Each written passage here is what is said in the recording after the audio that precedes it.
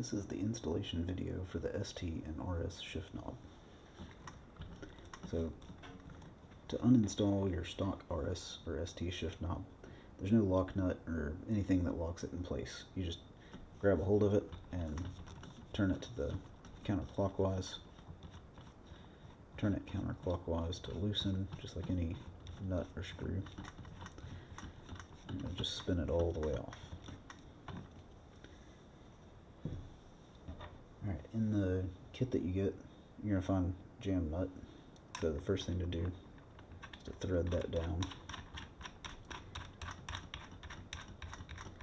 And it is possible to thread this down too far. If you thread it down too far, your reverse lockout won't release enough to actually still get to reverse.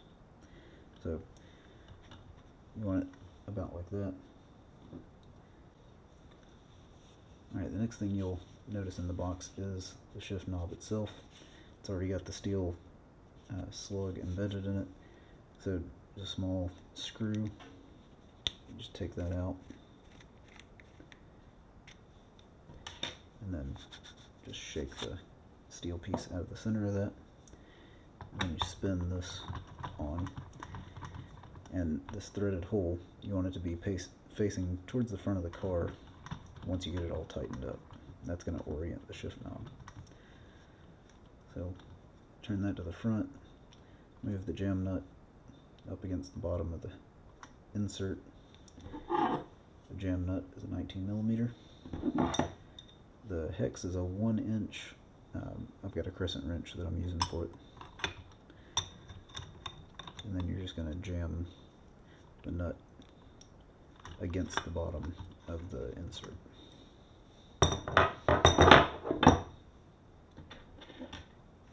And then slip the handle back over the hex.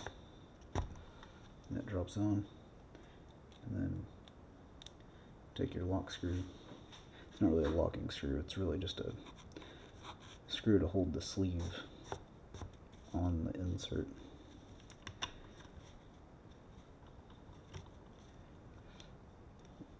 Tighten that down.